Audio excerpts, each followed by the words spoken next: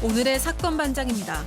20대 남성 프로골퍼가 동료 여성 프로골퍼에게 마약을 숙취 해소용약이라고 속여 투약하게 했습니다. 이 남성은 유튜버로도 활동하며 수십만 명의 구독자를 보유하고 있는 것으로 알려졌습니다.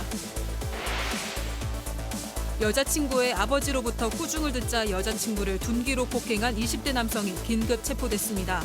남성은 아버지로부터 데이트 비용에 대한 꾸중을 듣자 이를 못마땅하게 여기고 이런 짓을 저질렀습니다. 두 명의 40대 남성들이 인터넷 방송에서 현금 다발을 자랑하는 사람을 보고 돈을 훔치려 했습니다. 정작 이들이 침입하려던 집은 아무 상관없는 사람의 집이었습니다. 뾰로롱 안녕하십니까. 자, 오늘도 말이죠. 사건 반장 그 독립 채널에 가보시면 오늘 출연자 이 세 분의 소시적 정말 잘 나가는 박지훈 변호사님은 아닌데 아무튼 그 시절의 모습, 젊은 시절의 사진을 직접 찾아서 보실 수 있습니다. 정말 폭발적인 반응을 낳고 있는데 특히 두 분, 야 진짜 왜 그렇게 늙었어? 정말. 고마해. 아무튼 궁금하시면 직접 한번 가서 보세요. 네. 오늘도 드릴 말씀이 많습니다. 자, 진실 추적자 사건 반장 시작합니다. 가족 여러분, 어제 정말 너무너무 감사했습니다. 이 방송 시간 동안에만 이 사건 반장 구독자가 12,000여 분이 확 늘어버린 겁니다. 사건 반장 채널 제발 구독 좀 해주세요가 도대체 뭐라고? 이게 뭐 대수라고. 세상에 내일처럼 해줘야지. 심지어 다른 가족 친구들에게까지 연락하셔가지고 야야야 저거 빨리 구독 버튼 눌러 하셨다는 말씀 듣고 야 이거 정말 말로 형언 못할 연대감이 있다. 이런 뭔가가 있다. 진짜 전 다시 한번 느꼈습니다. 다시 한번 정말 감사드리고요. 오늘 출연자 소개해 올리죠. 자, 이자연 기자, 양지열 변호사, 오윤성 순천향대 교수, 박지훈 변호사, 그리고 박준혜 수호 선생님 나오셨습니다. 안녕하세요. 안녕하세요. 자, 항상 우울한 나한테 힘 좀 주세요 하신 다다님, 사반에 미쳐서 친구들한테도 왕따 당했어요 하신 김혜미님, 친구들 나쁩니다. 난생 처음 유튜브 구독이란 걸 해봅니다 하신 최미라님, 우즈벡 타슈켄트에서도 온 가족이 함께 합니다 하신 김경숙님, 80 넘은 할머니인데 저녁만 되면 이게 기다려집니다 하신 박숙자님, 나이 70 넘고 유튜브 구독이란 것도 해보네요 하신 이명숙님, 내 이름 빼놓지 마 이놈아 하신 최봉남님. 자, 그리고 오늘은 특별히 북미 지역 가족 여러분들로 달려보겠습니다. 버지니아의 니키 씨님, 뉴저지의 줄리 서님, 미시건의 신은희님, 텍사스의 정인홍님, 오클라호마의 성광영님, LA의 에킴님, 오레건의 이재용님, 조지아의 제니권님, 테네시의 김진숙님, 캐나다의 김린다님. 힘듭니다. 모두 사랑합니다. 자, 재미는 물론 의리로 함께하는 아스의 사반 유스의 육반. 사건 반장. 대한민국과 전 세계 동포 가족 여러분의 구독을 모아서 출발합니다.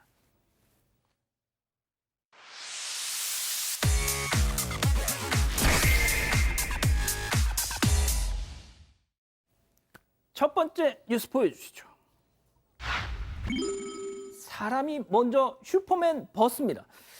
대형 인명사고로 이어질 뻔했던 순간 놀라운 광경이 펼쳐집니다. 보시죠. 자, 저쪽 고속도로 갓길 주목.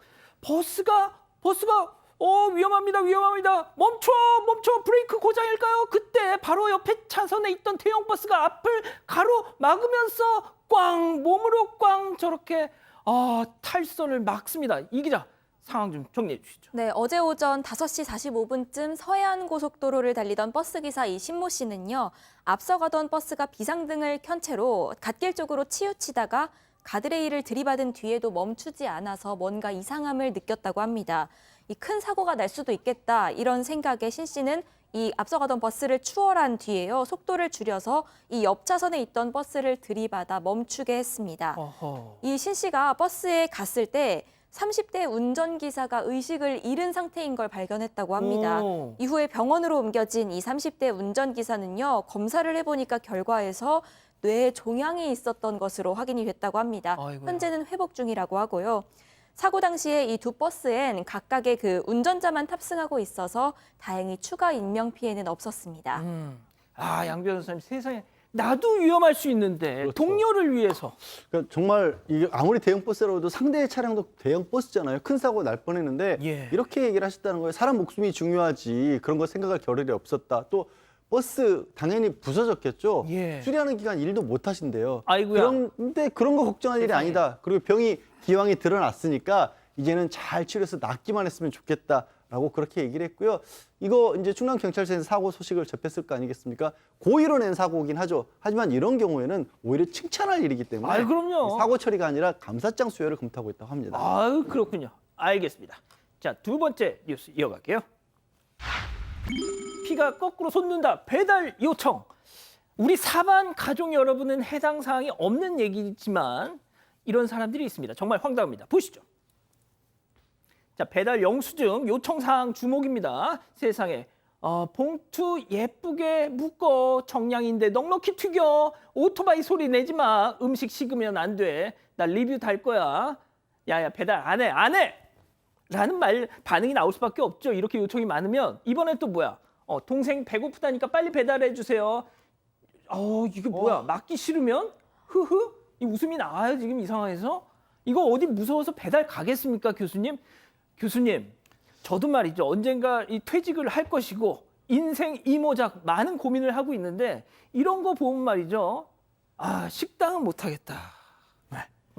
지금 사실 저렇게 요청하는 것은 그야말로 호의에 기대를 하는 것이죠. 그러니까 이제 부탁을 하는 것인데 만약에 이것을 들어주지 않으면 내 권리를 침해해서 이렇게 변질이 돼 버리는 겁니다. 그러니까 이제 그럼 내 권리를 침해당했으니까 나는 불이익을 주겠다라고 이제 그 생각을 하는 것 같은데 이 자영업자분들에게 불이익을 줄 수 있는 방법은 리뷰에다가 또는 뭐 별점에다가 이런 식으로 해가지고 만약에 나쁜 평가를 남기면 이 자영업 하시는 분들의 입장에서는 여기 신경을 안 쓰실 수가 없거든요. 그럼요. 그러니까 이제 이 손님들이 그걸 보고 이제 이 어떤 그 매출량이 막 그냥 들쑥날쑥하는 그런 상황인데요. 아마 저렇게 얘기하는 분들도 어디에서 뭐 갑질 얘기 나오면은 정말 갑질하면 안 돼 이렇게 얘기를 갖다가 할 텐데 늘 공감하면서 자기는 예외가 아닌가 제가 봤을 때는 너무 지나친 요구 같습니다. 진짜 저런 내 마음이 불편해서 참 그럴 텐데. 알겠습니다. 세 번째 뉴스 이어갈게요. 킥보드 탈 때는 제발 좀 킥보드 제발 한 명씩 좀 타란 말입니다. 영상 보시죠. 자, 왼쪽에 횡단보도 주목해줘요. 여기 지금 일단 이 보행자 적색 신호. 자, 그런데 이거 뭐야? 아유, 세상에 이거 킥보드. 잠깐만, 한 명, 두 명, 세 명. 아니 킥보드는 한 대인데 왜 사람이 세 명이 쓰러져 있을까요? 헬멧은 기대할 것도 없습니다. 지금 박 변호사님. 네. 어쩜 좋아. 자, 이 말도 안 되죠. 2명도 안 되는데 3명이나 전동 킥보드에 지금 탑승을 했고요. 중학생 3명으로 잘려져 있고 이거 자체도 적색 신호에 지금 갔습니다. 신호 위반도 되고요. 헬멧 착용도 하지 않았고요. 다만 지금 영상에 더 이상 나오지는 않는데 급정거를 하는 바람에 크게 이게 충격이 발생하지는 않았습니다. 그래도 하마터면 큰 사고가 일어날 뻔했고요. 위반을 하면 문제가 뭐냐면 저렇게 통제가 불가능한 상황에 오는 거거든요. 예. 그리고 만약에 잘못됐으면 3명 다 좀 큰 사고가 날 수 있었기 때문에 전동 킥보드는 조심해야 됩니다. 저 자리에 저걸 타고 가는 것도 맞지 않고요. 신호 위반도 맞지 않고요. 맞습니다. 헬멧 미착용도 맞지 않고요. 다 맞지 않습니다. 박 변호사님. 근데 진짜 말이죠. 저렇게 킥보드 사고 영상을 보면 헬멧을 쓰고 있는 경우가 진짜 단 한 번도 없어. 사실은 그게 궤도라든지 그게 별로 안 돼 있는 것 같아요. 예전에 오토바이도 사실은 헬멧 착용하지 않는 경우 많이 과태료 부과하고 범칙금 부과하고 그랬기 때문에 지금은 오토바이 같은 경우는 헬멧 착용하지 않는 경우는 거의 없습니다. 예. 아직 전동 킥보드에 대해서 규율 같은 게 아직 덜 된 것 같아요. 그러다 보니까 도로도 좀 문제가 되고 특히 헬멧 같은 거 또 말도 안 되게 2명, 3명이 타는 거 그러니까요. 저 부분은 교육이 좀 필요한 상황이 아닌가 생각이 듭니다. 알겠습니다. 자, 또 다른 영상 이어갑니다. 자, 왼쪽 주목하시죠. 아이고, 뭐 시작하자마자 이거 뭐야? 아니 지금 애들 둘이 타고 가다가 전봇대 얘 지금 막 쩔뚝쩔뚝거리고요. 지금 막 아유 세상에 어쩜 좋아. 이것도 지금 2명 탔어 지금. 양 변호사님. 저거 이제 블랙박스 차주분이 차 세워놓고 친구분 기다리고 있다가 저 사고가 우연히 찍힌 겁니다. 그런데 놀라셔가지고 교체 나가서 괜찮냐고 물어보니까 이게 뭐 초등학생이니까 애라고 할게요. 한 명은 뭐 어깨하고 팔 자꾸 아프다고, 한 명은 이가 빠졌다고, 이를 찾는다고 막 이러고 난리를 치고 있고요. 아 치아가 빠져서. 네, 부모한테 연락을 해서 치료받으러 간다고 했는데 뭐 치료를 받는지도 잘 모르겠고, 사실 저 전동킥보드 원동기 장치, 그러니까 오토바이 면허가 있어야 하거든요.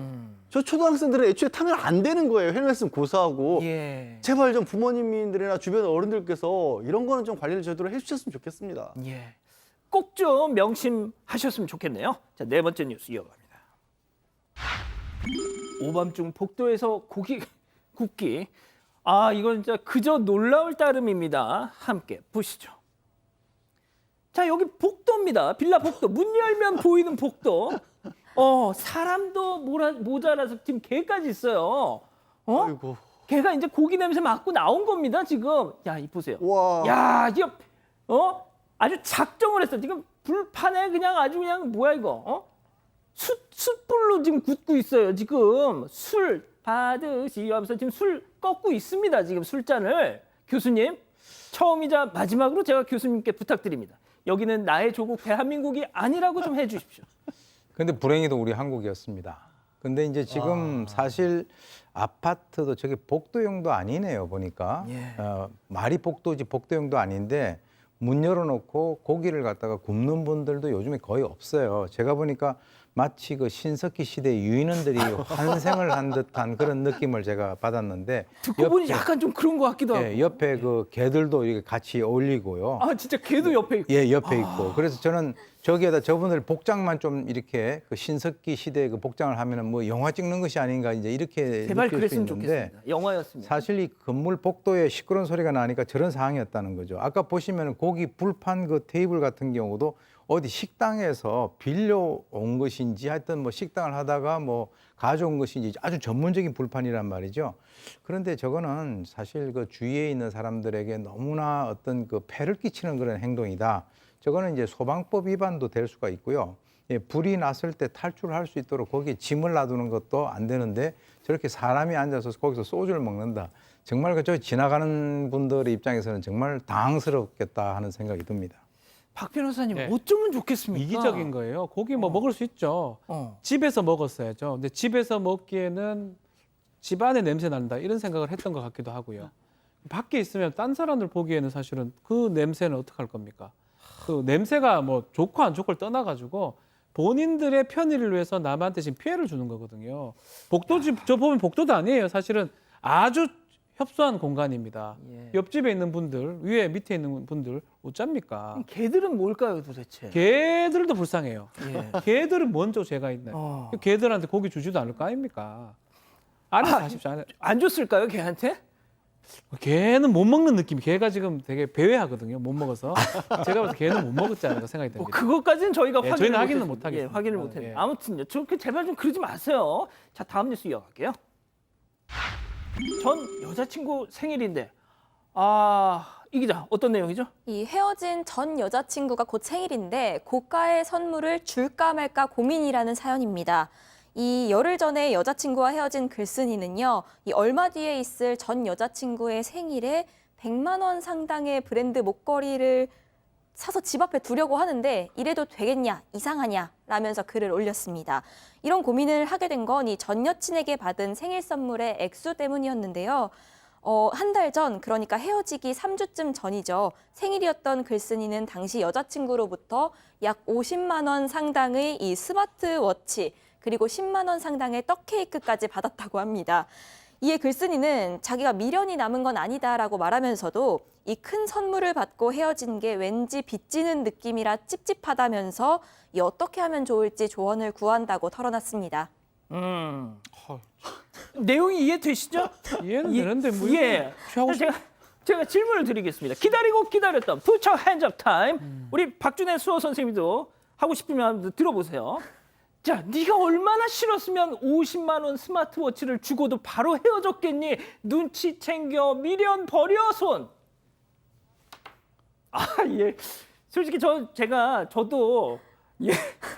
그 다음 질문을 준비를 안 했습니다. 이건 뭐 저 역시도 이거는 이해가 잘 안 가서 말이죠. 예. 말씀 좀 해주시죠. 뭐. 예. 제가 볼 때는 그 아마 이 사람이 일단 그 경제 상태가 되는 것 같아요. 그 60만 원 정도 받고 자기는 100만 원짜리를 갖다 하겠다. 근데 거기다가 집 앞에 두는데 만약에 누가 가져가면 어떡하죠? 그리고 이제 또 그 상대가 이렇게 생각할 수 있습니다. 아, 저 사람이 나한테 지금 뭔가 미련이 있구나. 그래서 50만 원하고 60만 원에서 자기는 그만뒀는데 갑자기 그냥 뜬금없이 100만 원짜리로 해가지고 선물이 왔다라고 한다면 글쎄요. 아마 저분이 여성의 심리를 잘 파악을 못해서 그러시는 것 같은데 여성 같은 경우는 아주 진저리십니다. 진짜요? 예. 야, 이게 이게 돈으로 지금 이제 뭔가 나를 갖다가 이렇게 올가매려고 하는 것이 아닌가. 그러니까 제가 봤을 때는 그냥 이게 인연이 아니다라고 생각을 하고 그 정도 해야지 저거를 듣는 그 남성의 어머니 아버지도 화를 낼 거예요. 너 도대체 100만 원이 뭐냐? 이렇게 얘기할 수 있는 그런 상황이라고 봅니다. 자, 양 변호사님. 이게 뭐 그런 얘기가 있어요. 전 그렇게 찝찝하면 선물을 돌려주든지 현금으로 계좌이체를 하든지 뭔 소리냐 말이죠. 그러게요. 그것도 그렇고 요즘에 이제 저도 상대적으로 굉장히 이제 많이 기성세대가 됐으니까 젊은 친구들 그 뭐 교제라거나 이런 걸 들어보면 선물 주고받는 게 금액대를 저렇게 따져가면서 정말 선물을 주고받고 하더라고요.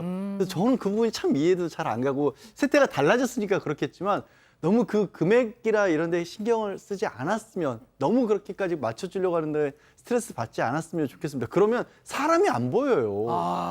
진짜. 사람을 봐야죠. 사람을 보라. 자, 그리고 우리 이자연 기자가 야, 너 왜 자꾸 나한테는 질문 안 시켜? 지금 이러고 계속 눈치를 주고 있는데 할 말 있으면 하세요. 아니 이걸 왜 줘요? 왜 주지? 이게 뭐 3주 지금 뒤에 반말한 거예요, 생일 저? 아니요. 이게 죄송합니다. 3주 뒤에 예. 생일인데 뭐 그러면은 뭐 한 달 뒤에 경조사 있으면 경조사도 챙기실 거예요? 이거는 좀 이상한 것 같습니다. 인연이 끝났으면 그대로 마무리를 하시는 게 좋을 것 같아요. 단호합니다. 알겠습니다. 자, 최근 이름을 개명한 송현우님 보고 계신가요? 여자친구 희주님이 오는 11월 12일 임용고시를 앞두고 매일매일 독서실에서 끼니도 잘 잊지 못하고 공부에 매진하고 있어가지고 너무너무 걱정되고 있다고 연락을 주셨습니다. 현우님 왈 희주야 걱정 마. 넌 꼭 임용시험 붙을 거야. 사랑해 하셨네요. 소화가 안 되네. 위가 예민한 건가? 예민한 게 아니고 둔해진 거야. 소화가 되려면 위를 움직여줘야지. 위를 운동시켜 소화를 빠르게. 쑥 내려가지요. 변화치요. 내가 참을성이 좀 없는데 그래서 준비했죠. 부족한 건 또 못 참지. 차고 넘치죠. 새로운 온수 가전의 시작. 나비엔 콘덴싱 온 AI. 나비엔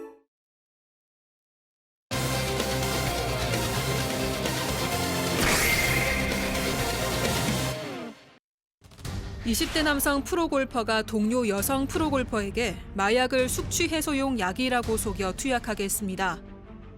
이 남성은 유튜버로도 활동하며 수십만 명의 구독자를 보유하고 있는 것으로 알려졌습니다. 남성의 범행을 파헤쳐 봅니다. 자, 첫 번째 마약 사건인데요. 일단 첫 번째 사건부터 정리를 해볼까요?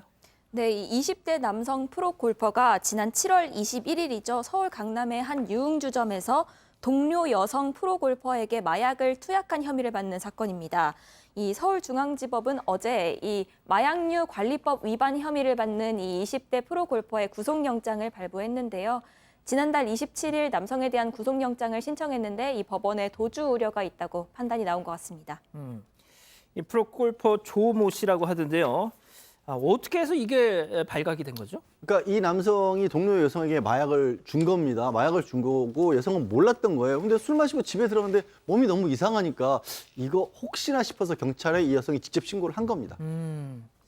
자, 그러면 이 피해 여성도 이게 마약인지를 모르고 받아서 먹었던 것 같은데 그러면 어떤 방식으로 꿰어냈던 건지 오늘 첫 번째 사건 체크포인트 짚어보죠. 이거 숙취 해소제야. 네. 저렇게 하면서 이렇게 넘긴 거군요. 그렇죠. 뭐 일부러 이것을 얘기한 것 같습니다. 숙취 해소제라고 하면서 따서 주면 많은 사람들이 술자리에 있으면 경계를 하지 않고 그걸 받아서 마시는 경우가 많습니다. 그것을 이용했던 것 같아요. 이 남성 프로골퍼는 이 3명입니다. 다른 3명한테 이 숙취 해소제 약이라고 하면서 이것을 건넸고요. 그래서 그걸 마신 사람들이 이제 그 반응을 보였다고 하고요. 본인도 경찰 조사에서 본인의 마약 투약 사실하고 마약을 건넨 사실까지 모두 인정을 했습니다. 그리고 실제로 동석했던 3사람에 대해서 마약 양성 반응이 나왔다고 하니까, 근데 그럼에도 불구하고 이 3명은 적극적으로 본인이 마약 투여를 한 것도 아니기 때문에 불구속으로 수사를 진행하고 있는 상황입니다. 예. 자, 이 프로 골퍼 조모 씨, 유튜버로도 활동하고 있고, 제가 그 유튜브를 들어가 봤더니 구독자가 27만 명 정도 되더라고요. 그리고 또 오늘 그 유튜브 채널과 자신의 어떤 인스타그램, SNS 모두 다 댓글을 차단해버려서 닫아버렸더라고요. 이런 일이 벌어지고 나서 이제 직후에 그렇게 했던 것인데, 하하, 교수님, 뭔가 의도가 있었다. 숙취 해소, 그냥 숙취 해소제라고 하면서 주는 뻔한 의도가 있지 않았겠습니까? 요즘에는 이제 그 상대의 선의를 우리가 그냥 선의로만 받아들이기가 어려운 것이, 요즘에 이제 마약이 많이 이렇게 어떤 미세를 떨면서 그 하는 방법 중에서 술 깨는 약, 그리고 숙취 해소제 이런 식으로 접근하는 그런 경우가 많습니다. 저는 개인적으로 봤을 때 이 사람 잘 모르지만 상당히 좀 나쁜 의도가 있지 않았는가라고 생각이 드는데, 예컨대 이 마약을 이렇게 접하게 되면요, 그 사람이 본인이 원든 원하지 않든 간에 이 중독이 되게 되면 그 사람의 인생을 완전히 망가뜨려 버리는 거죠. 본인은 이 마약을 어떤 식으로 시작을 했는지는 모르지만 자기는 마약을 하고 싶어서 했다라고 친다 하더라도 주위에 있는 아무 죄도 없는 그 주위에 있는 동료들에게 그런 식으로 마약을 던졌다라고 하는 것은 소위 얘기하는 그 좀비 전략. 나 혼자만 이렇게 하는 것보다는 주위에 있는 사람들이 전부 다 이 마약을 하게 되면 자기가 마약하는 그 행위에 대한 어떤 그 정당성이라든가 좀 뭔가 보편성을 좀 보장하려고 하는 그런 의도에서 저런 행동을 하지 않았는가라는 생각을 해봅니다. 예, 그런데 이 사람과 동명의 또 다른 프로 골퍼가 있어서 그분이 약간 불똥을 맞는 그런 일도 있는 것 같더라고요. 자, 그런데 말이죠. 진짜 이 대한민국이 정말 마약 청정국으로 통하던 시절도 있었는데, 이제는 정말 너무너무 우리 일상 속으로 곳곳에 침투한 것 같습니다. 다른 사건 준비했는데요. 일단 영상부터 보고 가시죠. 어디 자리에 놓으셨다는 거죠? 잠깐만요. 손님이 타셔갖고 지금 제가 확인한 다음에 이 번호로 전화 드리면 안 될까요? 자, 지금 이게 어떤 상황인 거예요, 도대체? 지금 저 택시 기사가 직전에 탔던 손님과 통화를 하는 모습입니다. 예. 이 서울 강남 일대에서 20대 여성 승객이 택시에 올라탄 게 시작이었는데요. 이제 어딘가 목적지로 이동을 해서 30여 분 뒤에 이 여성이 택시에서 내립니다. 그런데 얼마 뒤에 이 여성이 다시 기사에게 전화를 해서 뭔가 놓고 내린 물건이 있으니까 내가 내린 곳으로 다시 와달라 이렇게 전화를 했다고 합니다. 바로 지금 보신 게 바로 그 통화 내용이고요. 이 여성이 내리고 잠시 뒤에 다른 승객이 우선 택시에 탔는데요. 이 기사님이 전화를 받으셨으니까 이 올라탄 승객에게 혹시 뒷자리에 떨어진 거 없나요? 라고 물어봤습니다. 그러자 이 승객은 뒷좌석에서 뭔가 하얀 가루가 든 비닐봉지를 찾아냈습니다. 무언가 이상하다는 것을 느끼고 이 택시기사는 급히 경찰에 신고를 했습니다. 경찰이 간이 검사를 해보니까 이 흰 가루는 필로폰 양성 반응이 나왔습니다. 하하. 자, 그렇다면 그 택시 기사분이 그 뒷자리에 놓고 간 하얀 가루가 마약임을 알게 된 그 상황도 고스란히 녹화가 되어 있는데요. 한번 보고 가시죠. 어서 오세요. 혹시 뒷자리에 떨어진 거 있나요? 손님이 갑자기 전화 와갖고 있어요? 약이요? 마약 아니에요? 이거 신고하잖아요. 야, 진짜 참. 저 보세요. 딱 봤더니 뭔가 이 비닐봉지에 무슨 이상한 게 있어요. 약이요? 마약 아니에요? 자, 그럼 여기서 다시 체크포인트 짚어보죠. 강아지 약이에요? 이게 무슨 말이죠? 신고를 해서 이제 택시 기사분이 마약이 누가 봐도 맞아 보이니까 그리고 마약 반도 나왔다고 했잖아요. 예, 예. 경찰에 신고를 한 겁니다. 여성이 왔어요. 그러니까 이 여성이 그 백색 가루는 제 것이 아니고요. 제가 되돌려 받으려고 한 건 강아지 약이었어요. 이렇게 얘기를 한 겁니다. 그러니까 이게 당장 마약을 본인이 가지고 있었던 상황도 아니고 마약 투약 현장에서 현행범 체포를 한 것도 아니기 때문에 그때 강제로 이 여성에게 마약 검사를 받을 수는 없거든요. 대신 신병은 지금 다 알고 있기 때문에 조만간에 소환 조사를 해서 정말로 강아지 약이었는지 아니면 본인에게서도 그 여성에게서도 마약 반응이 나오는지 추가 검사를 하기로 했습니다. 교수님, 요즘에는 강아지들도 마약합니까? 글쎄 뭐 먹이면 해야죠. 술 깨는 약이라고 주면은. 이거 참. 이거 진짜 너무 아니 세상에 좀 소름 끼쳐요, 진짜. 저 여성이 얘기하는 것은 뭐 그런 식으로 이제 넘어가려고 그랬는데 그게 쉽게 넘어가지 않았죠. 그래도 저 택시 운전 기사분이 저것을 잘 이렇게 조치를 하셔가지고 다행스럽게 지금 이제 좀 예방이 됐는데 이전에는 이게 우리가 이 마약이라고 하는 것은 뭐 일부 뭐 이렇게 그 유흥업소를 중심으로 해서 이루어지는 수면 하에서 발생되는 것이다라고 생각을 했는데 지금은 오늘 하루에도 지금 마약 관련 그 뉴스가 3건이 올라왔어요. 아이고야. 그래서 지금 이제 수면 위로 올라왔는데 얼마 전에 우리 그 사건 반장에서 다뤘던 울산에서 대낮 캠핑장에서 마약한 거 그리고 이제 심지어는 마약 투약 소약자가 경찰 지구대 와서 제 몸이 안 좋아요라고 이렇게 자기 자진 신고한 거 세상에. 이런 일들을 보게 되면은 제가 볼 때는 지금 10대, 20대를 중심으로 해서 상당히 많이 퍼지고 있다라고 하는 이런 사실에 대해서 우리가 심각하게 인식을 하지 않는다면 정말 그 이 유튜브나 이런 쪽에서 퍼지고 있는 필라델피아 좀비라고 하는 그런 그 상황들이 맞아요. 우리나라에서도 발생되지 않는다라고 보장을 하기가 어렵다라는 생각입니다. 양 변호사님, 지금 교수님이 필라델피아 좀비 말씀하셨는데 그 영상 보셨죠? 네, 봤습니다. 설명 좀 해주세요. 정말 그러니까 필라델피아에서 경찰도 단속을 포기할 만큼 마약거리로 알려진 곳이 있습니다. 저도 사실은 그 영화에서나 드라마에서나 실제 마약이 취한 모습을 봤지 실제로 마약이 취한 사람들이 거리에 나다니는 모습을 본 적이 없거든요. 그냥 영화에서 좀비 보신 거 있죠? 사람이 제정신이 아니에요. 그냥 이러고 있는 사람 길거리에 계속 서 있는 겁니다.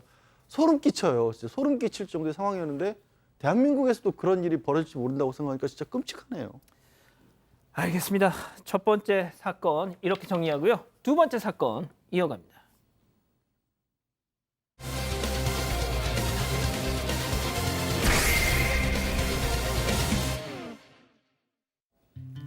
아직 10대지만 이제 막 대학생이 된 여성. 설레는 캠퍼스 라이프를 즐기던 그녀에게 최근 기쁜 일이 하나 생겼습니다. 백수가 반이라는 요즘 세상에 직장인 남자친구가 생긴 건데요. 하지만 이 기쁨도 잠시, 남자친구는 어느 날부터 갑자기 돌변하기 시작했습니다. 모든 데이트 비용을 여자친구가 내도록 독박을 씌운 건데요.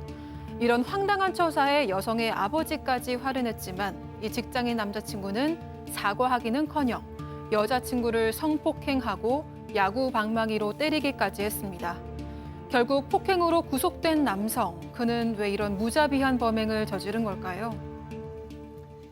자, 가족 여러분, 이 사건 한번 좀 주목해 주십시오. 저는 진짜 어제 이 사건을 접하고 나서 정말 기가 찼는데요. 일단 이 기자가 어떤 내용인지부터 좀 정리를 하고 가겠습니다. 네, 우선 이 사건의 피해자는 나이가 19살, 올해 10대인데도 대학생이 된 여성입니다.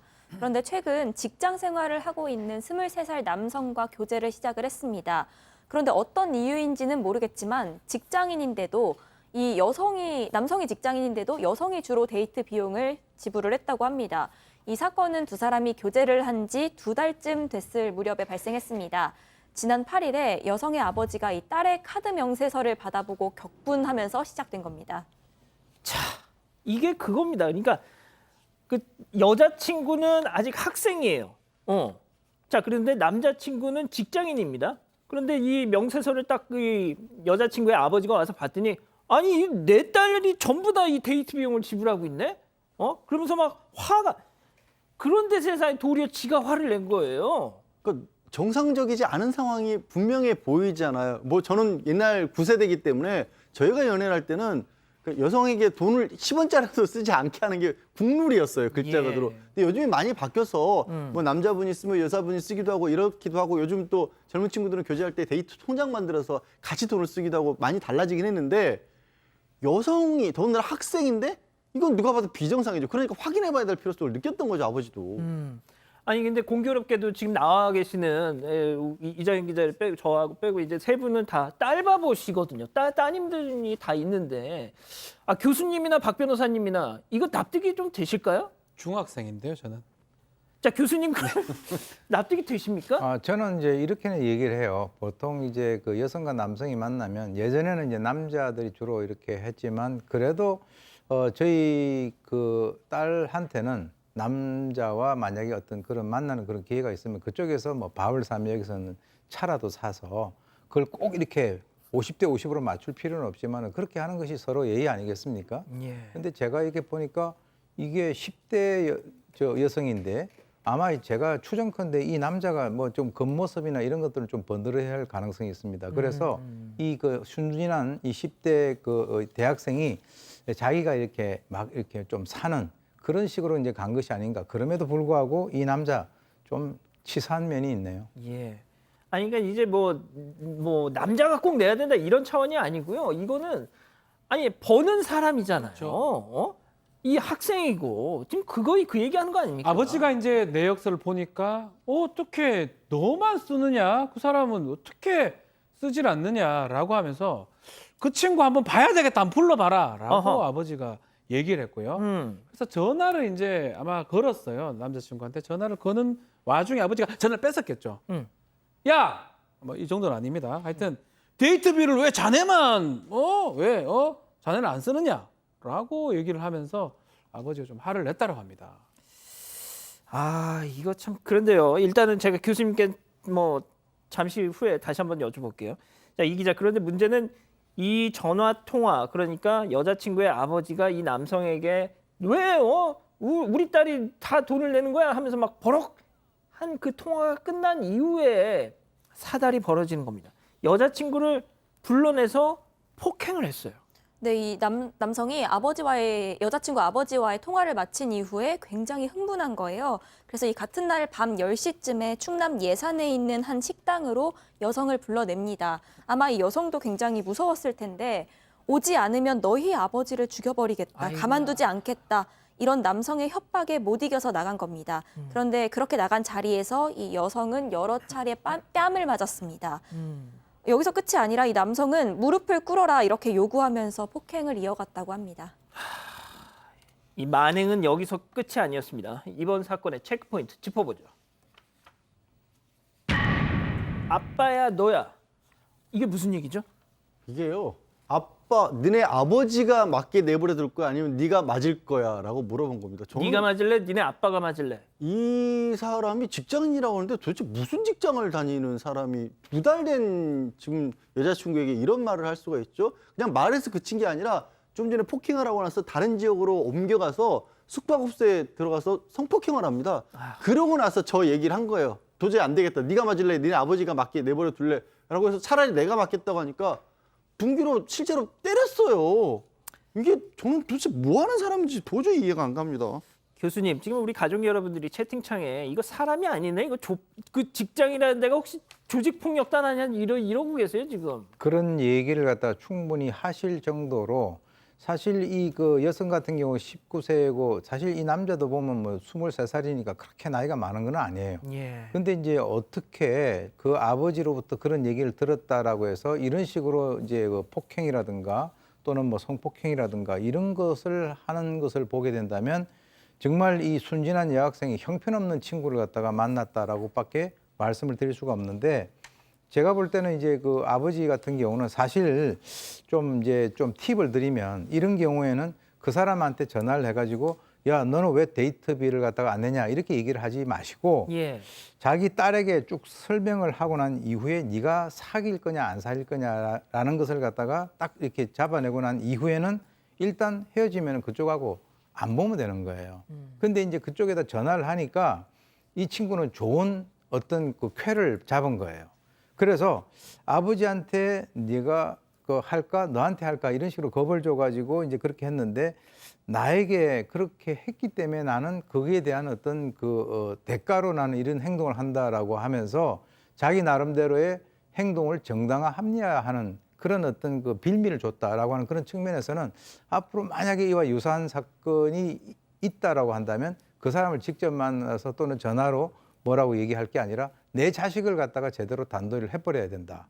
그래야 이런 일들이 발생이 안 될 수 있다라고 하는 그런 측면에서 말씀을 드립니다. 예, 어제 저희가 뭐 사건 하나 전해드렸지만 왜 나랑 결혼 안 해 하면서 패고 왜 니네 아빠한테 고자질해서 나 욕먹게 하면서 패고 아 진짜 이런 사건 접할 때마다 정말 평범한 상대를 만나는 게 힘든 것인가라는 생각까지 드는데 자 일단 그래도 다행히도 이 여성은 신고를 했습니다.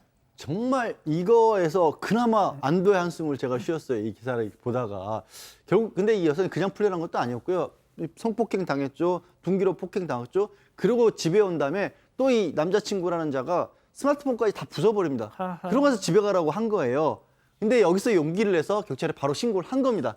여기서 신고해서 체포하도록 안 했으면요. 앞으로 무슨 일을 어떻게 겪었을지 몰라요. 정말 더 큰 일에서 빠져나올 수 있었던 게 진짜 그나마 정말 잘한 거예요. 예.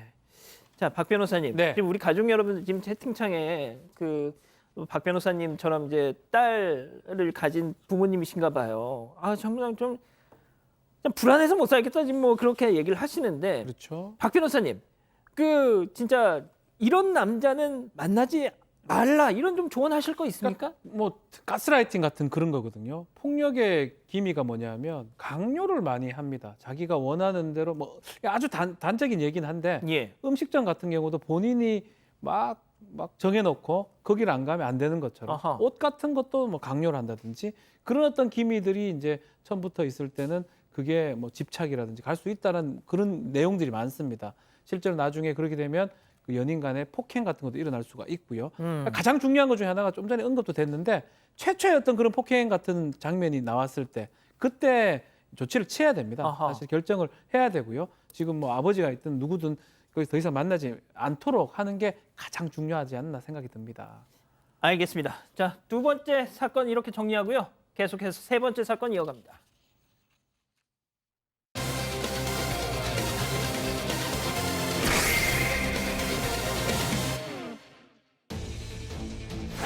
두 명의 40대 남성들이 인터넷 방송에서 현금 다발을 자랑하는 사람을 보고 돈을 훔치려 했습니다. 정작 이들이 침입하려던 집은 아무 상관없는 사람의 집이었습니다.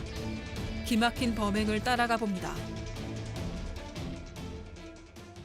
자, 오늘 세 번째 사건 뭐 이렇게 그렇게 심각한 사건은 아니어서 일단 저희가 지금 이 틈에 좀 말씀을 드릴게요. 다시 한번 좀 부탁드리겠습니다. 지금 제가 어떤 분들은 야 1절만 해라 이렇게 얘기도 하시는데 저희가 10만 구독자가 될 때까지만 좀 부탁을 드리겠습니다. 지금 사건 반장 독립채널 구독자가 지금 현재 4만 5천 분이신데 어제 이 박지훈의 기적 다시 한번 연출하고 싶습니다. 방송 끝나기 전까지 5만 돌파해야 되지 않겠습니까? 네, 5만만 좀 해주십시오. 더 이상도 안 바라겠습니다. 5만까지만 해주십시오. 5만에서 그냥 영영 오늘은 끝나면 5만까지만 하라고. 오늘은요? 예, 좋습니다. 5만까지만. 유튜브 검색창에 일단 좀 염치 없긴 하지만 사건 반장 그리고 제 이름을 이렇게 동시에 입력을 하시면 아까 그 사건 반장 엠블럼이 뜨는 클립이 올라올 겁니다. 그걸 들어오셔가지고 좀 부탁을 드리겠습니다. 자, 그리고 말이죠. 과연 오늘 방송이 끝나기 전까지 우리 박지훈 변호사님 말씀처럼 5만이 돌파하는지 제가 마지막에 전해드리겠습니다. 예. 자, 일단 세 번째 사건 이어가죠. 오늘 세 번째 사건은 정말 황당합니다. 유튜브 방송을 보고 범행을 계획한 이들의 얘기죠. 네, 영상 보면서 설명드리겠습니다. 자, 보여주시죠. 네, 새벽 시간 검은색 차량이 아파트 단지로 들어오는 모습입니다. 주차장 끝에 차를 세운 남성이 조금 뒤에 차에서 이렇게 내리더니 아파트 1층 베란다 창가 쪽으로 다가가는 모습인데요. 잘 보이진 않는데 잠시 뒤 다시 나타나는 남성의 모습이 보입니다. 지금은 1층 베란다 창가로 다가가고 있고요. 후다닥 도망쳐 나옵니다. 그러더니 차를 타고 황급히 아파트를 빠져나갑니다. 이 영상에 등장하는 40대 남성은 한 유튜버의 집 방범창을 뜯고 집을 털려다가 경찰에 붙잡혔습니다.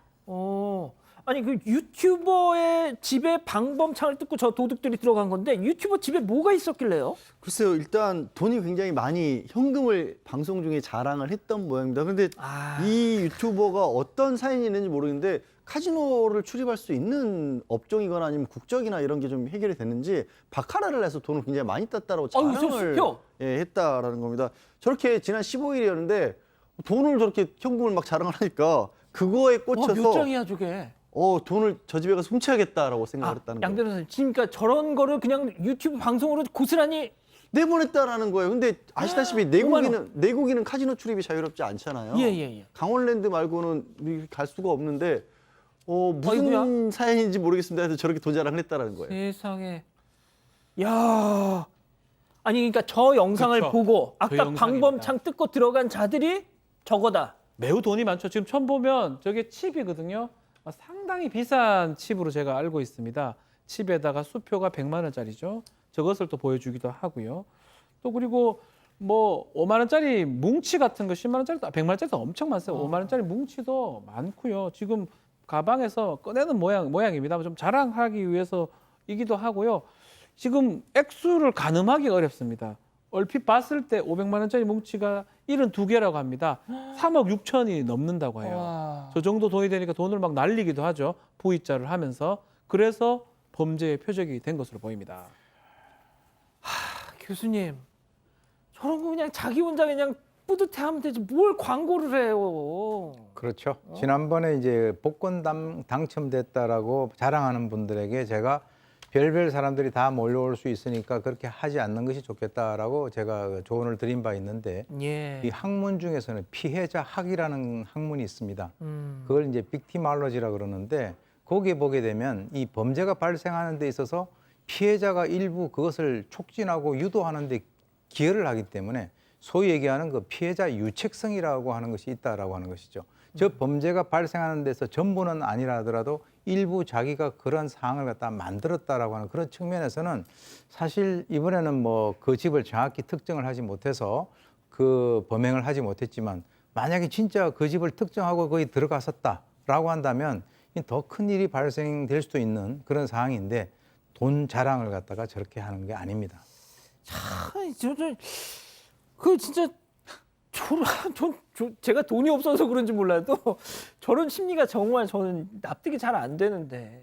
자, 그런데 말이죠. 궁금한 건 이겁니다.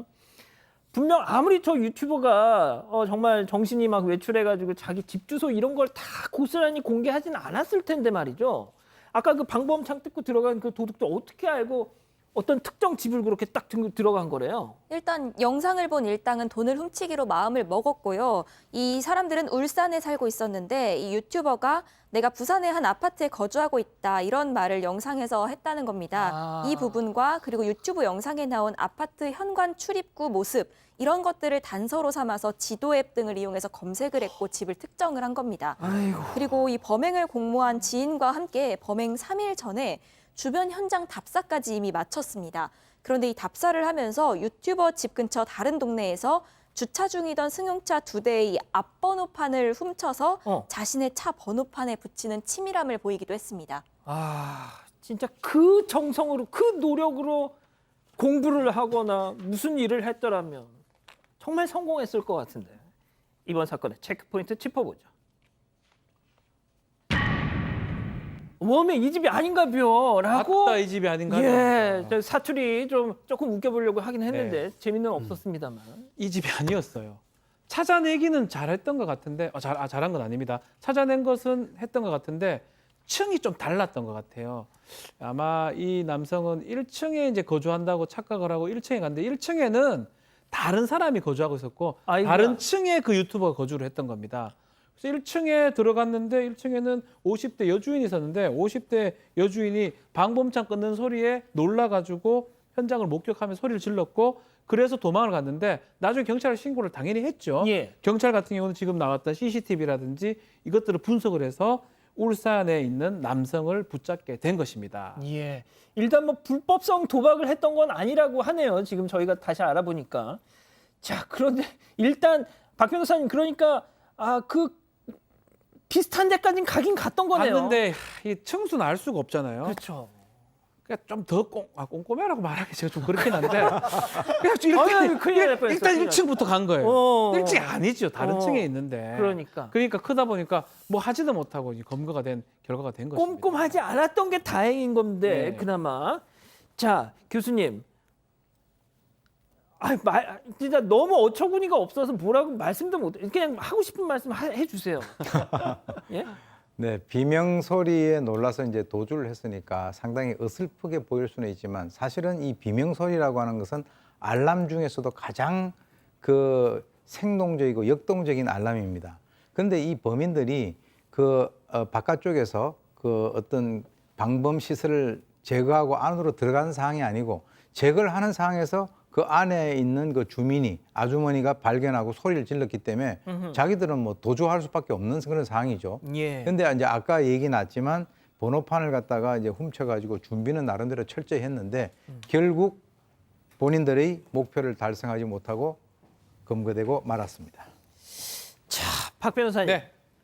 일단 이 인간 이자들 가만 넘어갈 수는 없잖아요. 그렇죠. 예. 절도인데 같이 했죠. 공동으로 특수절도 성공 못했습니다. 미수가 될 수 있고요. 자동차 훔친 것도 특수절도가 될 수가 있습니다. 경찰에 지금 검거가 됐고요. 그렇지만 이제 저는 일단은 피해자 금방 우리 교수님께서 말씀을 하셨지만 이 유튜버로 이렇게 너무 자랑하는 것도 바람직하진 않다. 그래서 타겟이 될 수 있다. 표적이 될 수 있다. 그 말씀도 드리고 경찰도 유튜브나 이런 걸 통해서 현금 같은 거 많다는 얘기. 예전에도 한번 그 얘기했습니다. 친구한테 뭐 이렇게 얘기해가지고 친구들이 그 집에 들어가서 맞습니다. 복권 당첨. 맞습니다. 복권. 그러니까 그런 얘기들 안 하는 게 나아요. 그래요. 돈은 자랑하는 게 아니에요. 갖고 있어요 그냥. 예. 그러면은 우리 박 변호사님도 전 돈이 없어요. 예. 그러니까 박 네. 변호사님 만약에 로또 2등이라도 딱 당첨됐다. 사모님한테 얘기 안 하실 건가요? 안 하죠. 그거 뭐 하라 합니까? 근데 전 사질 않습니다. 사질 않아요. 당첨되면 저는 우리 사건 반장을 위해서 쓰겠습니다.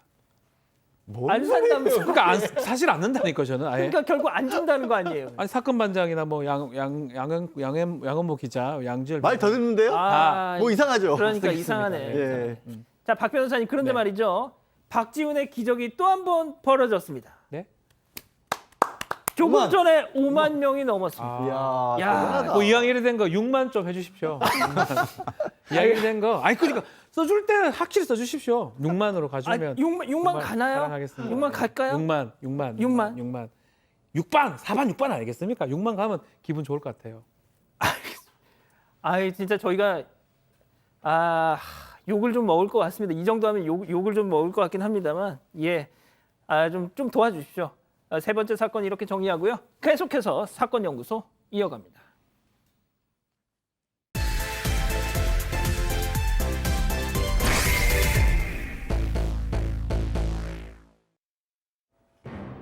(1921년 6월 2일) 일제강점기의 일본 도쿄 한복판.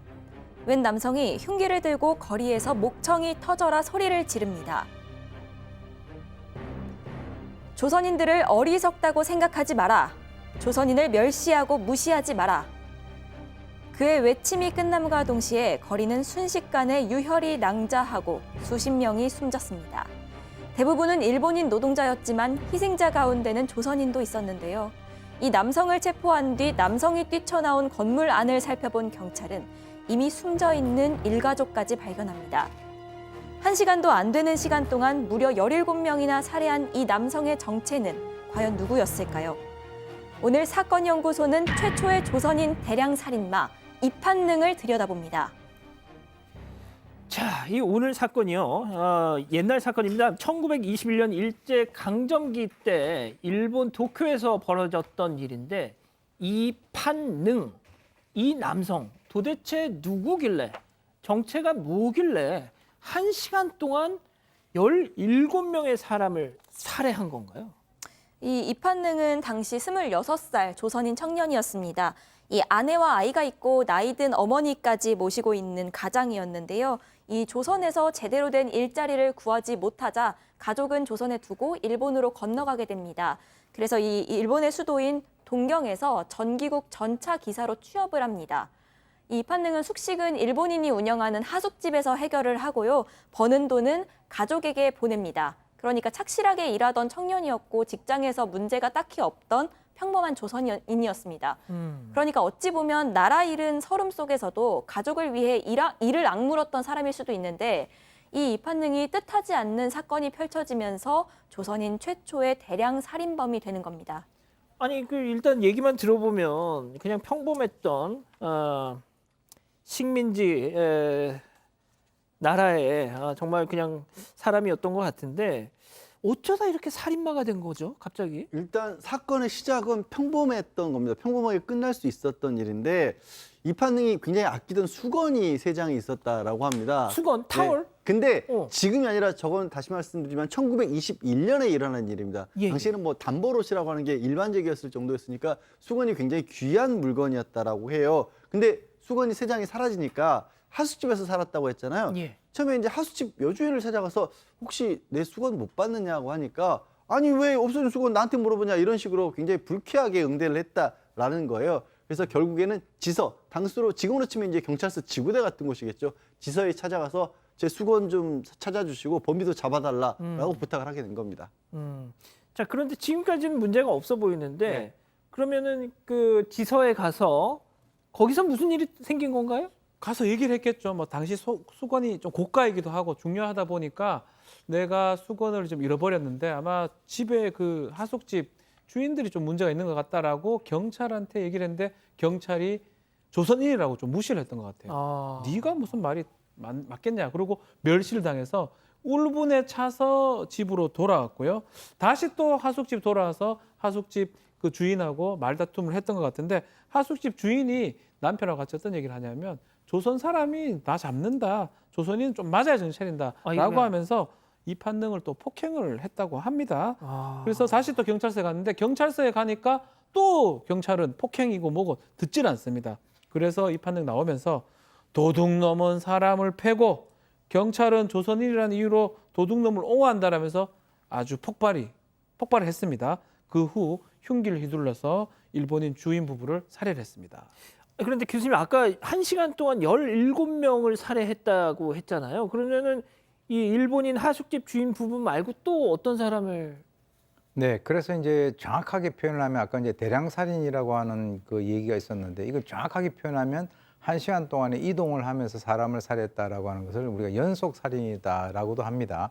그러니까 이제 일본인 주인 그 부부를 살해하고 난 이후에 아마 이제 본인이 이렇게 생각했던 것 같아요. 이왕 일은 이렇게 벌어진 거, 이왕 이렇게 된 거, 내가 그동안에 불만이 있었던 거 이걸 갖다 뭔가 풀자라고 해가지고 그 이후에 흉기를 들고 거리로 뛰쳐나와서 조선인을 어리석다고 생각하지 말라라고 하면서 지나가는 행인들에 대해서 무차별 공격을 했다는 거죠. 세상에. 그래서 이제 그 무고한 사람들이 이제 17명이나 목숨을 잃게 됐는데 근데 여기서 또 우리가 좀 그 가슴 아픈 것이 일본인에 대한 분노로 무차별을 살해했지만 또 그 안에는 우리 그 지나가던 조선인도 있었다라고 하는 거예요. 참. 그렇기 때문에 인간의 분노가 이제 순식간에 이제 폭발을 해가지고 앞뒤 가리지 않고 이 충동적인 그런 행동을 할 때 과연 어떤 결과가 발생되는가라고 하는 것을 보여주는 가장 비극적인 그런 사례라고 할 수 있습니다. 일단 수건 3장은 트리거였던 것 같고 그러면 그 전에도 뭔가 일본 도쿄에서 일을 하면서 조선인으로서 뭐 켜켜이 쌓였던 뭔가 서름 같은 게 있었던 모양이죠. 그런데 사실 이 이판능의 직업이 전차 조종수라고 앞서 말씀을 드렸잖아요. 그런데 이 직업이 일본에 있는 조선인으로서는 사실 꽤나 괜찮은 직업이었다고 합니다. 왜냐하면 다른 조선인들과 달리 기능직 노동자였기 때문인데 그런데 그렇다고 하더라도 여전히 하층민 노동자라는 점은 변하지를 않습니다. 또 같은 조종사 일을 한다고 해도 일본인 조종수와는 또 월급에서부터 차이가 났다고 합니다. 조선인 조종사의 수입은 한 달에 30원에서 35원 사이 정도였는데 이 돈으로 이제 이판능은 하숙집 집세도 내야 했고 쌀도 사야 했고요. 그러고 나면 남은 것이 없었는데 심지어 조선인이었기 때문에 일본에 머무르기 위해서는 이 신원 보증금도 냈어야 했다는 겁니다. 이렇게 다 쓰다 보면은 조선에 있는 아들 수업료, 연필값 등 대기 위해서는 오히려 빚을 져야 하는 처지였다고 합니다. 자, 이게 참 공교로운 것이 처음에 이 이판능은 수건 3장, 그 비싼 수건 3장을 잃어버린 절도 피해자였습니다. 자, 그런데 공교롭게 그냥 펑 터지면서 이게 졸지에 살인 피의자가 돼버린 것인데, 양 변호사님, 그런데 말이죠, 이 이판능의 변호인이 일본 사람이었다면서요? 네, 일본 변호사를 가족과 친지들이 선임을 했다라고 하고요. 1910년이 경술국치였으니까 당시에는 이제 조선인도 변호사가 될 수는 있었을 것으로 보입니다만 사건 자체가 워낙 엄중하기 때문에 일본 법정이나 일본 변호사를 선임하는 게 맞을 거라고 판단한 것 같습니다. 그리고 또 몇 가지 특이한 부분이 있는데 이 일본 변호사가 주장을 한 게 지금으로 치면 이제 심신상실, 심신미약을 주장을 한 겁니다. 정신착란이 있었던 것 같다라고 해서 극도의 흥분 상태가 있어서 길거리 나갔을 때 굉장히 몽롱한 상태였다는 주장을 했고요. 그래서 일본 사법상으로도 형사재판에서 정신병을 이유로 이 무죄나 감형을 주장한 최초의 사례였다고 합니다. 그리고 일본 법정에서도 정신감정을 의뢰를 해서 4개월 동안 이 재판이 미뤄지는 그런 일이 있었습니다.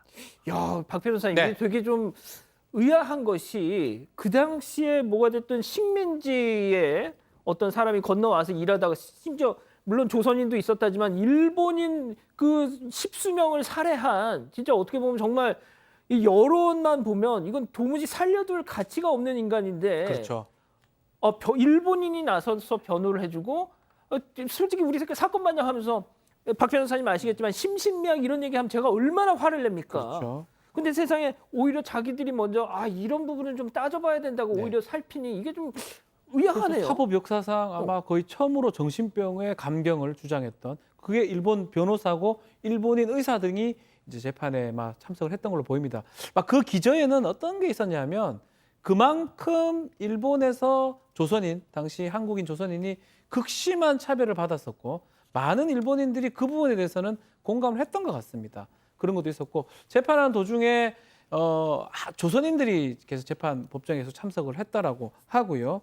이 3.1 그때 항쟁도 직전에 있었죠. 1919년, 이건 21년이니까 직전에 있었기 때문에 일본 정부나 일본 뭐 재판부도 그런 부분을 해서 무시를 못했던 것 같습니다. 민족 감정을 건드리면 안 된다 이런 것도 있었던 것 같고 그러면서 이제 이판능 사건 관련해서는 조금 다르게 재판이 좀 전개됐던 것 같습니다. 자, 그래서 그 심신미약 주장 일본 이 재판부가 인정을 했나요? 이 변호인은 정신착란 상태에서 범죄를 벌였기 때문에 이걸 무죄로 봐야 한다 이런 취지로 주장을 했습니다. 이런 변론을 펼쳤는데 재판부는 그래서 의사들에게 정신감정을 의뢰를 했습니다. 의사들 의견은 4명에게 물어봤는데 대체적으로 이 지각이 완전히 없었던 것은 아니다. 하지만 범행 당시 정신착란 상태에 이르기는 했다는 정도로 의견이 모아졌습니다. 결국 1심 재판부는 이판능에게 무기징역을 선고를 했습니다. 이것만 해도 굉장히 이례적인데 2심 재판부는 징역 7년 6개월이라는 굉장히 파격적인 판결을 내리게 됩니다. 야, 이거는 그러니까 제가 좀 놀라서 그러는데 지금 만약에 어떤 저런 도쿄 한복판에서 저런 일이 벌어졌다고 하면은 그게 자국민이든 한국 사람이든 일본 여론이라는 게 있잖아요. 그렇죠. 무조건 사형입니다, 저거는. 그랬을 텐데 그때는 그 여론이라는 게 아마 반대로 좀 작동을 한 것으로 보입니다. 이제 재판부도 물론 심신미약을 인정을 했고 지금 우리 법도 수계라고 해서 일본 법들을 상당히 많이 받아들였기 때문에 통하는 부분들이 분명히 있거든요. 그래서 제가 가끔 말씀드리지만 대한민국도 한 10여 년 전까지만 해도 그러니까 살인 범죄자도 한 12년, 13년 정도밖에 선고를 안 했었어요. 게다가 심신미약까지 인정을 되니까 저렇게 파격적인 감격이 된 거고 그 배경에는 그 여론은 조선인들이 너무 차별받고 있으니까 아까 박준비 변호사 얘기한 것처럼 자극시키지 않으려는 그런 어떤 재판부의 판단도 포함된 게 아닌가 하는 그런 추측을 해봅니다. 그리고 또 제가 보니까 이 즈음이 일본에서 물론 제국주의 시절이긴 했지만 민주주의, 인권신장의 기운이 그래도 그나마 한참 만연했던 이른바 다이쇼 데모크라시로 이렇게 불리던 그런 시절이었다. 그러니까 일본 군부가 정치에 깊숙이 개입하지 아직 하기 전에 그 상황이었던 때라서 그나마 그런 저런 분위기가 좀 작동을 했다고 했던 것 같은데, 자, 박 변호사님. 네. 그런데 심지어는 일본인들이 무슨 성금까지 모아서 이판능 유족들한테 뭘 전달을 그렇죠. 했다, 그 이게 가족들한테 전달했다고. 형도 좀 낮아서 조금 문제가 되는데 일단은 이 하숙집 주인 장례식장에 모였던 그 일본인들이 돈을 좀 모금을 하자. 그 모금을 해서 피해자들한테 다른 피해자들한테 전달하고 급기야는 이판능 가족이 지금 힘들지 않느냐. 이판능이 정신을 좀 잃어가지고 저렇게 한 거지 저 사람이 일부러 고의로 한 거 아니다라고 해서 가족들한테까지 그 남은 성금을 전달했다고 합니다. 지금 체리님이 지금 이걸 보면서 정신 나간 방송이라고 지금 하고 계시는데 어떤 뜻에서 이런 말씀을 하시는지 모르겠네요. 자, 교수님, 일단 말이죠. 이 이판능 대량 살인, 연속 살인, 당시에는 뭐 이런 살인 행태를 규정하는 뭔가가 없었겠지만 지금 보면 그런 거죠. 예, 그렇습니다. 이제 우리가 이것을 대량 살인, 연속 살인을 이제 합쳐서 통합적인 그런 그 용어가 나왔는데 램페이지 킬러라고 해서 발작적 살인범이다 이렇게 봅니다. 왜냐하면 지금 이제 개인적으로 이 이판능이라고 하는 사람은 일제 시대 때 일본 사람들을 살해했지만 그것이 어떤 뭐 독립운동을 하면서 그 어떤 목표를 가지고 한 것이 아니라 수건 3장 때문에 화가 나가지고 지나가는 사람 17명을 살해했고 그중에는 우리 조선인도 껴 있었고 그렇게 돼 있는데 예, 실제로 이게 보게 되면 이 사람이 처해 있는 그 상황이 상당히 좋지 않은 그런 조건 그리고 상대적인 박탈감 또는 그 자기가 뭔가를 뭐 잊어버리고 난 이후에 그 잃어버리고 난 이후에 그 사람에게 얘기를 하는 과정에서 그 어떤 그 인정을 제대로 받지 못한 이런 것들을 가지고 이제 좌절해서 이것이 이제 세상에 대한 정오로 이어진 것으로 이제 보는데 실제로 이제 이판능 사건과 관련돼 가지고 그때 이제 결과적으로는 이 사건이 보도가 되면서 좀 이렇게 좋지 않은 그런 인상을 갖다가 남겼던 것은 사실인 것 같습니다. 왜 그러냐면 그 이후에 그 여러 가지 어떤 그 소문들이 여러 명을 줄인 살인자가 나타나면 그 사람 이름을 얘기하면서 저 사람은 제2의 이판능이다. 제3의 이판능이다. 이런 식으로 이제 불렀고요. 그리고 이제 그 당시에 이 친일파 민원식이 도쿄 한복판에서 조선인 유학생에 의해서 쓰러지는 그런 이제 사건들도 발생이 됐는데 그러다 보니까 이제 그 이후에 1923년에 바로 이제 관동 대지진이 일어나게 되죠. 그때 조선인들이 뭐 사람을 갖다가 이제 해한다라고 하는 이런 그 여러 가지 헛소문이 퍼져가지고 결과적으로는 그 당시에 수많은 우리 한국 그 조선인들이 피해를 갖다가 본 그런 그 상황인데요. 사실 뭐 앞에서 우리가 봤을 때 아주 극악한 그런 살인자에 대해서 인권을 챙기고 그 살인자의 가족까지 이렇게 돌봐주는 그런 여러 가지 어떤 그 미덕 같은 것들이 1923년에 관동 대지진 때 조선인 학살 사건으로 완전히 막을 내리게 되는 그런 안타까운 상황이 되고 맙니다. 지금 어떤 뭐 일부 채팅창에 들어와 계시는 우리 가족 여러분들 중 일부가 왜 일본을 미화하냐 이러면서 정신 나간 방송이다 이렇게 말씀을 하시는 것 같아요. 왜 또 이 시점에 이런 과거 사건을 리뷰를 하느냐 이런 차원이신 것 같은데 저희가 정말 생각지도 못했던 그런 지적을 하셔서 저도 뭐라고 말씀을 드려야 될지 모르겠습니다. 사건연구소 시간은 원래 과거 사건들을 이러이러했다 이런 면도 있고 저런 면도 있었다라고 리뷰를 하는 시간입니다. 너무 오해하지 마시고 깊게 생각하지 않아 주셨으면 좋겠습니다. 자, 이 정도로 정리하고요. 글로벌 픽 이어갑니다.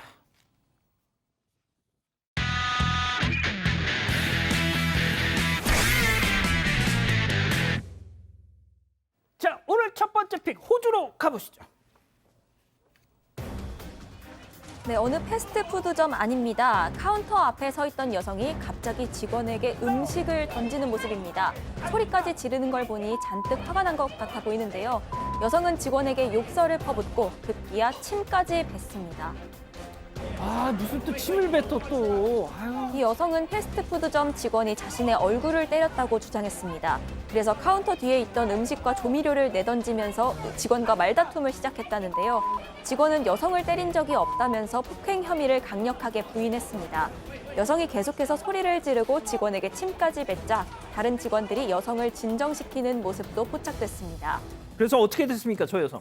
현지 경찰이 해당 사건을 접수하고 조사를 시작했다고 하는데요. 18살 여성으로 밝혀진 이 가해 여성은 폭행 등의 혐의로 경찰에 체포됐지만 현재 보석금을 내고 풀려난 것으로 알려졌습니다. 자, 다음은 미국으로 이어갑니다. 네, 어느 식당 아이고야. 천장에 한 남성이 천장에서 매달려 나오네. 있습니다. 남성이 이렇게 난간을 밟고 조심스럽게 바닥으로 내려오더니 아무도 없는 식당을 가로질러 가는데요. 남성이 도착한 곳은 다름 아닌 술 진열장이었습니다. 값비싼 술을 집어든 남성, 곧바로 술병에 입을 대고 술을 들이켜기 시작합니다. 이건 또 무슨 상황이에요, 또? 무전 취식입니다. 남성은 약 2시간 동안 진열장에 있던 술을 계속 꺼내 마시고 담배까지 피우면서 여유를 즐겼습니다. 그리고는 집기를 부수기까지 했는데요. 그야말로 혼자 파티를 벌인 셈이죠. 설마 저러고 도망간 건가요? 그렇게 술 마시고 곧바로 도망간 줄 알았는데 아니었습니다. 지금 남성이 누워있는 거 보이시나요? 황당하게도 남성이 식당 한 구석에서 잠이 든 겁니다. 세상에. 이 모습을 목격한 식당 직원은 곧장 경찰에 신고했다고 합니다. 누구예요, 저 사람? 이 지역 노숙자라고 합니다. 이 남성은 건물 옥상으로 연결된 바로 저 채광창을 통해서 식당에 침입한 것으로 알려졌는데요. 그런데 놀랍게도 이 남성이 식당에 침입한 게 이번이 처음이 아니었습니다. 바로 일주일 전에도 똑같은 수법으로 이 식당에 침입해서 술을 마신 남성의 모습이 CCTV 영상에 포착된 겁니다. 현재 남성은 절도 혐의로 기소됐고요. 식당 주인은 이 일로 수천 달러의 피해를 입은 것으로 알려졌습니다. 자, 다음은 영국으로 가보시죠. 자, 이곳은 영국 상원의회 통신디지털위원회 청문회장입니다. 자, 상원의원들 사이에 서 있는 한 여성 보이십니까? 그런데 자세히 보면 사람이 아니죠. 양팔 부분에 기계 골격을 그대로 내보이고 있는 인공지능 AI 로봇입니다. 저 AI 로봇은 목과 머리를 돌려서 주변을 둘러보기도 하고요. 눈을 깜빡이고 입을 움직이는 자연스러운 모습을 보였습니다. 왜 로봇이 저기에? 저 로봇이 왜 청문회장에 섰을까요? 새로운 기술이 예술과 창작 분야의 산업에 미치는 영향을 토의하기 위한 자리에 참가를 한 겁니다. 로봇 제작자가 저 로봇은 사람처럼 그림을 그릴 줄 알기 때문에 이 AI 로봇 에이다, 이름이 에이다인데요. 그 개발 과정과 원리를 설명했던 겁니다. 한 상원원이 에이다에게 그럼 어떻게 넌 예술 작품을 만들어내냐라고 물으니까 에이다가 질문에 직접 대답을 했는데요. 어허. 무슨 말 하는지 한번 들어보시죠. 예. I produce my paintings by cameras in my eyes, my AI algorithms, and my robotic arm to paint on canvas, which result in visually appealing images. Although not alive, I can still create art. 자, 이 에이다가 그린 그림들 이미 여러 미술관과 화廊에 전시된 적이 있고요. 그림을 그리는 것뿐만 아니라 시도 창작할 수 있습니다. 그런데 아직은 완벽하진 않은 게 이날 청문회 도중에 예상하지 못한 오류가 발견이 됐어요. 뭐요? 갑자기 동작을 멈추고 먹통이 된 겁니다. 아하, 이런. 이 때문에 로봇 제작자가 에이다의 다리 쪽에 있는 전원 스위치를 껐다 켜가면서 로봇을 재부팅해야 했고요. 껐다 키면 되는 거군요. 로봇이니까. 예. 그래도 그림을 그릴 줄 알고 예술에 대해 논할 줄 아는 AI 로봇. 정말 신기하긴 합니다. 예, 좀 공포스럽네요. 자, 다음은 최근 온라인에서 화제가 되는 영상 함께 보시죠. 자, 새하얀 드레스를 입은 신부가 친구들 향해 부케를 던지죠. 그때 한 남성이 달려나와 저 공중에 든 부케를 확 낚아챕니다. 그리고 남성 행동이 좀 이상합니다. 부케를 들고요. 신부 들러리로 참석한 여성에게 다가가서 무릎을 꿇고 부케를 건넵니다. 어허, 이거 뭘까요? 예, 저 남성이 그 자리에서 여성에게 결혼하자며 청혼을 한 겁니다. 부케를 받은 신부의 친구는 부끄러운 듯 미소를 지어 보였지만 남성이 프로포즈 받아들였고요. 남성은 여성의 손등에 입을 맞췄습니다. 근데 이게 남의 결혼식장이잖아요. 예. 결혼식의 주인공은 부케를 던진 신부하고 신랑인데 순식간에 주인공이 이들 커플로 바뀌어 버린 겁니다. 신부는 도대체 무슨 생각을 했을까요? 저 상황에 대해서. 네, 이 영상이 공개되고 누리꾼들 신부가 정말 불쾌했을 것 같다. 다른 사람의 한 번뿐인 소중한 결혼식에서 왜 지들이 프로포즈를 하냐, 민폐다. 이런 반응 보였습니다. 왜 남의 잔치집에서? 알겠습니다. 자, 사랑하는 사건 반장 가족 여러분, 마지막으로 한 번만 더 오늘 마지막으로 한 번만 더 부탁드릴게요. 지금 우리 박지훈 변호사님 덕분에 5만 분은 넘겼습니다. 자, 하지만 아깝게도 아직 6만은 가지 못하고 있습니다. 도와주십시오. 자, 사랑하는 사건 반장 가족 여러분, 행복한 밤 보내시고요. 저희는 내일도 본방전 사반 가족회의 그리고 본방은 별이 6개 판 사반 6반 6시 반에 다시 옵니다. 자나깨나 구독, 좋아요, 알림 설정까지. 아니